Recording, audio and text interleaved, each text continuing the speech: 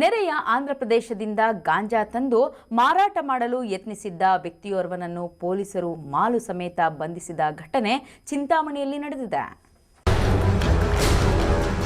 ಚಿಂತಾಮಣಿ ನಗರದ ಜಂಬೂ ಬಜಾರ್ನಲ್ಲಿ ವ್ಯಕ್ತಿಯೊಬ್ಬ ಆಂಧ್ರಪ್ರದೇಶದಿಂದ ದ್ವಿಚಕ್ರ ವಾಹನದಲ್ಲಿ ಗಾಂಜಾ ಮಾರಾಟ ಮಾಡಲು ತಂದಿದ್ದ ಖಚಿತ ಮಾಹಿತಿ ಹಿನ್ನೆಲೆಯಲ್ಲಿ ಆರೋಪಿಯನ್ನು ನಗರ ಠಾಣೆಯ ಪೊಲೀಸರು ಬಂಧಿಸಿದ್ದಾರೆ.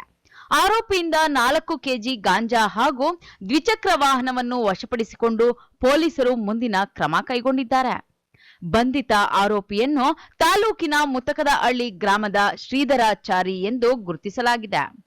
ಡಿವೈಎಸ್ಪಿ ಮುರಳೀಧರ್, ನಗರ ಠಾಣೆಯ ಸರ್ಕಲ್ ಇನ್ಸ್ಪೆಕ್ಟರ್ ವಿಜಯಕುಮಾರ್ ಹಾಗೂ ತಂಡ ಕಾರ್ಯಾಚರಣೆಯಲ್ಲಿ ಭಾಗಿಯಾಗಿದ್ದರು. ಆರೋಪಿ ವಿರುದ್ಧ ಪ್ರಕರಣ ದಾಖಲಿಸಿಕೊಂಡು ಪೊಲೀಸರು ಮುಂದಿನ ಕ್ರಮ ಕೈಗೊಂಡಿದ್ದಾರೆ. ಇನ್ನು ಈ ಹಿಂದೆಯೂ ಸಹ ಇದೇ ಆರೋಪಿ 2 ಗಾಂಜಾ ಪ್ರಕರಣಗಳಲ್ಲಿ ಭಾಗಿಯಾಗಿರುವುದಾಗಿ ಪೊಲೀಸ್ ಮೂಲಗಳು ತಿಳಿಸಿವೆ.